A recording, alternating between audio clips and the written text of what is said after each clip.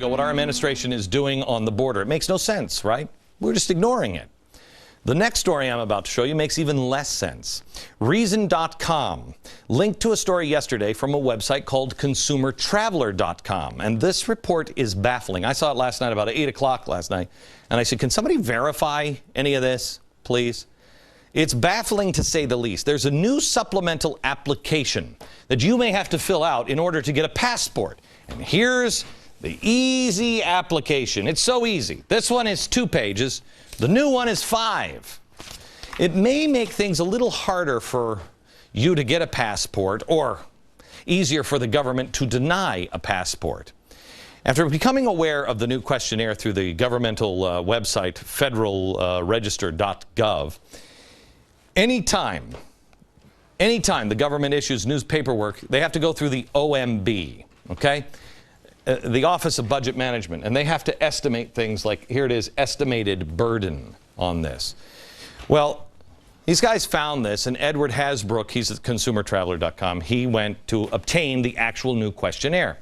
We have it right here on the boards behind me, but here's what they found. Quote, the U.S. Department of State is proposing a new biographical questionnaire for some passport applicants. The proposed form DS5513 asks for all addresses since birth, lifetime employment history, including employers and supervisors, names, addresses, and telephone numbers, personal details of all siblings, mother's address 1 year prior to your birth, any religious ceremony around the time of your birth, and a variety of other information. According to the proposed form, failure to provide the information requested may result in the denial of your U.S. passport application. OMB says it's going to take about 45 minutes to fill it out. I challenge you. You cannot fill this out in a day.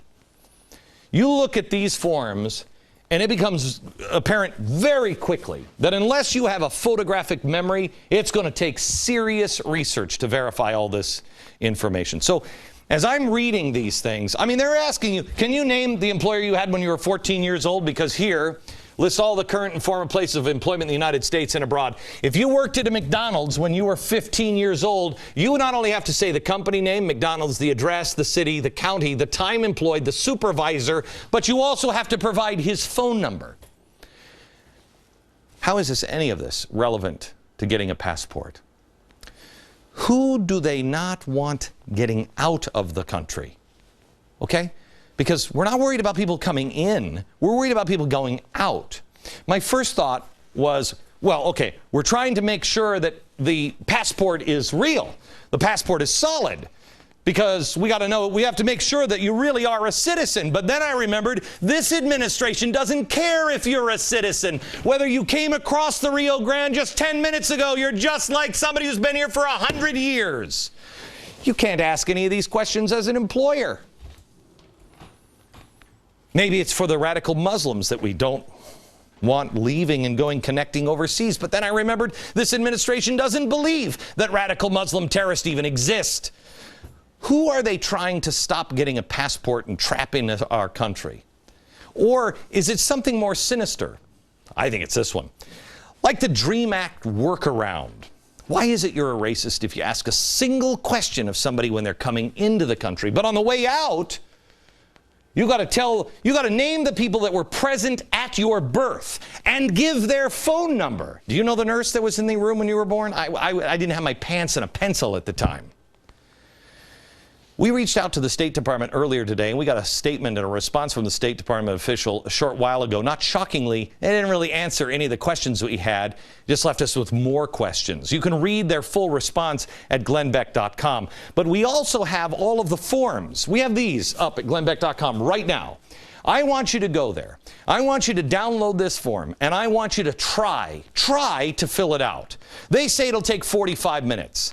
No, it won't. No, it won't. I challenge you. I don't think you can complete this form by tomorrow. In a world gone mad where nothing makes sense, the only options I see here, not good.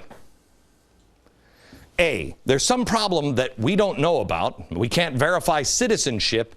You know, outside of Donald Trump, I haven't heard about that problem.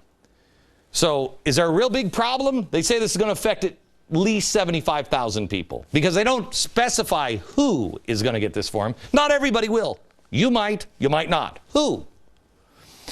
B, maybe this is a case for the national ID card.